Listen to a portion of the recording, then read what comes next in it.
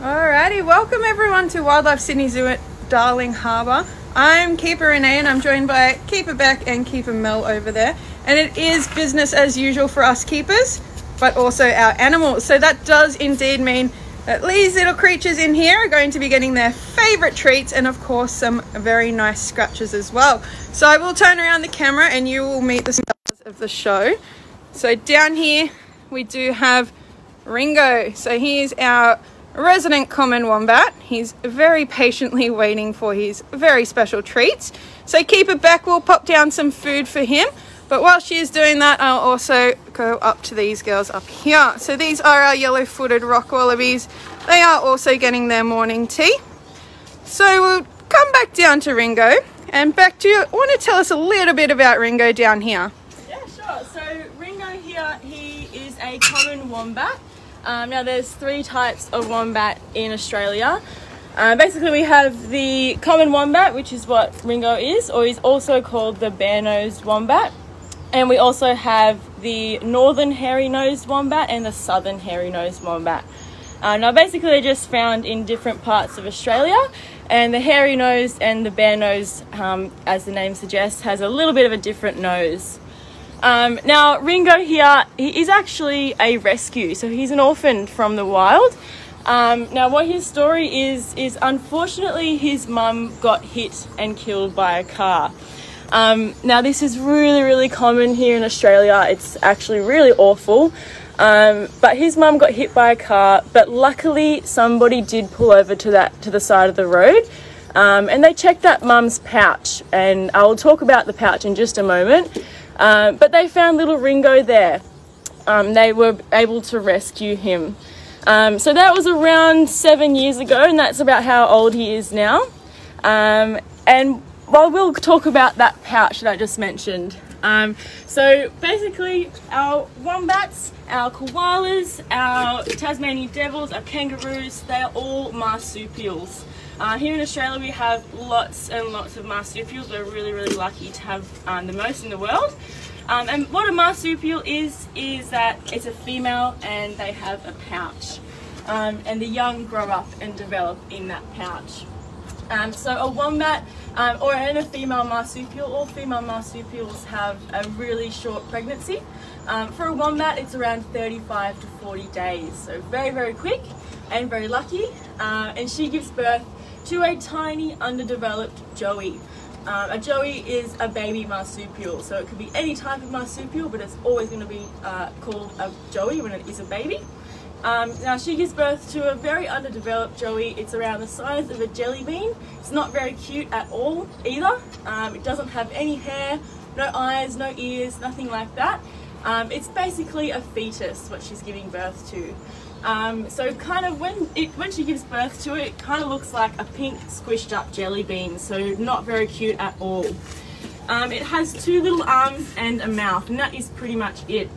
Now somehow when that little joey is born, it knows that it needs to make its way up into that female mum's pouch, which it does so with those 2 little arms that it's born with, and then it will attach itself to one of the mum's teats, where it will stay, and that's where it develops. So only after around 5 or so months is when it starts to look like a cute little mini marsupial. It has most of its features there. Now Ringo here, our wombats, they are actually really closely related to our koalas. So kind of like kangaroos and wallabies are very similar, wombats and koalas are very similar as well, so they're kind of like cousins. Now we'll talk about their main similarities. So one being their big nose that they have. They both have an incredible sense of smell. You can see on Ringo's eyes here that his eyes are very small, quite beady. Both wombats and koalas don't have the best vision. Because our wombats, they are nocturnal animals, so they don't really need to see that well out in the daytime. And our koalas sleep for around 20 hours a day, so they don't need to see very well either. But the most interesting 2 facts that I will tell you about the similarities about the 2 is that our female wombats and our female koalas, they both have a backwards facing pouch. Now I will tell you why. It's very interesting actually, because our wombats are burrowing animals. So they're the largest burrowing animal in the world. They'll live in burrows from up to around 30 meters long, and they'll have all these very intricate tunnels in their burrows as well. So they're always digging, always digging. Now, if that pouch was around the normal way, like a kangaroo or wallaby, all that dirt would get into that pouch and it wouldn't be very good for that joey. So it's around the backwards way, so she can keep her joey nice and safe. Now, the other similarity, which is very interesting, I will show you here. I'm just putting it on here. They both have a very interesting bum, very special bum. So if you can feel here, or you can't feel it, but you can see me scratching Ringo's bum here. It's really solid. They both have a very bony, large plate on their rump, basically. Now they both use it for two different things though. So our koalas, they spend all their time up in the tree, so they need to be nice and comfortable up there. So they use their solid bum, kind of like a built-in seat. But our wombats will kind of use it for something very different. They will use their bum as a weapon to keep themselves safe. So I'll paint a bit of a picture of how he would use that. So say the wombat is out and about finding some food and he is getting chased by a predator, something like a dingo or a fox. Now what he's going to do is he's going to run really fast into his burrow. He can reach speeds at around 40 kilometers an hour. That's really fast for something so solid like this. That's around the school zone type of speed there. Now what he's going to do is going to run into his burrow and block it up with his big bum here. Now nothing really can scratch or get into his burrow there because his bum is so solid, and it's not going to hurt him either. But if that predator is continuing to try and get into his burrow, what he'll do then is he'll lay down flat like a pancake and he'll wait for that animal to come into his burrow a bit more. Now what he'll do then is very cool. He'll strike up really fast and he'll squish that animal against his burrow. Now it's been recorded that they've found dingo skulls that have been crushed at the entrance of a wombat burrow. So very strong animals and a really cool way to keep himself safe. Now, here you go, Ringo. I will just talk about, I'm being on the topic of the wombat's bum. I want to talk about his poo because they do have really special and interesting types of poo. Now, wombats are really territorial animals. So what that means is that he doesn't want to live with anyone else. He doesn't want any other wombats in his space either. So when he marks his territory, he wants that marking to stay. Now the best way that he can mark his territory is to poop. His poo is very stinky as well. So it tells other animals that that's his area basically. But the really cool thing about his poo is that unlike a kangaroo poo or a koala poo or something that's kind of circle shaped or oval shaped, a wombat's poo is kind of cube shaped, so it kind of is like dice that he's pooping. Now the reason for this is because he doesn't live on very flat ground at all, so he's a burrowing animal, he's always digging, so he lives in kind of hilly areas. So if he poos right at the top of the hill, because it's cube shaped, it's not going to roll away and roll down the hill. Where if it was something like a kangaroo or a koala, they would just roll all the way down the hill and they wouldn't be able to mark their territory. So really cool facts there with our wombat. Maybe Renee will show a bit more. Just a couple of questions we've got coming through, Beck. A lot of people are asking, what does he like to eat and what is he munching on right now? So wombats are herbivores, so that means they only eat plant matter. So Ringo likes to eat grasses and hay, roots from trees and grasses as well. But at the moment he's eating his absolute favourite treat. He's getting some sweet potato and some corn, which you can definitely tell he's loving. He's definitely munching. Another question we did get coming through was, does he like to play with balls? Does he? He absolutely loves to. Every day, us keepers will give Ringo some enrichment, something like a toy or something different that he can play with, and often we will give him some balls to play with. They might have a bit of his food in the ball so he can get it out of the balls and have a bit of playtime. And how old do wombats get to? So wombats in captivity, they'll probably get around 15 years old. However, I have heard of one getting to 30, which is pretty incredible. That's, yeah. But in the wild, it's a little bit less because of threats to the wombats. So what sort of threats would a wombat face? So a lot of, just like I was saying with Ringo's story, it is cars. So common for someone to hit a wombat or just a marsupial, and they'll just drive away and won't even really think about what's in that pouch if it is a female. So the really lucky thing with Ringo here is that somebody did pull over to the side of the road. So what I really recommend, if you do unfortunately hit something or if you do see something on the side of the road, if it is safe, please pull over to the side of the road and check if that is a female, number one, and it might have a joey in its pouch. And what you can do there is you can call your local rescue service or your vet, and they'll come and rescue that little joey there. Because it's really, really important that we do these types of things, because we really need to save our species and do the best that we can. And the last question I might ask is, how heavy is Ringo? How heavy is he? Probably, we weighed him around about a few weeks ago and he was about 30 kilograms. Now, that's not even really fully grown. Well, he is fully grown, he's an adult, but I've heard of wombats getting a little bit heavier than that. So he's a very big solid boy at 30 kilograms. Brilliant. Well, thanks for all that info on Ringo, Beck. I will zoom in on him munching away on his breakfast once more. But what I will do is I'll come back up and we're going to go over to Keeper Mel over here. And she's got our beautiful yellow-footed rock wallabies up here. So would you like to tell us a little bit about these girls in here? Sure. So right in front of us we have Millie. Then on my left we have Ella. At the back we have our beautiful Myrtle. So if you guys were in the wild, you probably wouldn't see these guys up this close because they are quite a shy species.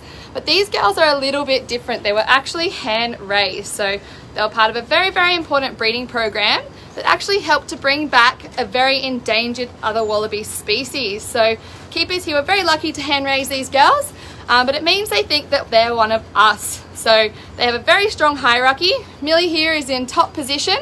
She always goes to that front bowl. Ella will always be on the other side, and Myrtle up the top because she is unfortunately at the bottom of the ranks. And then of course there's us. So we are also at the very, very bottom.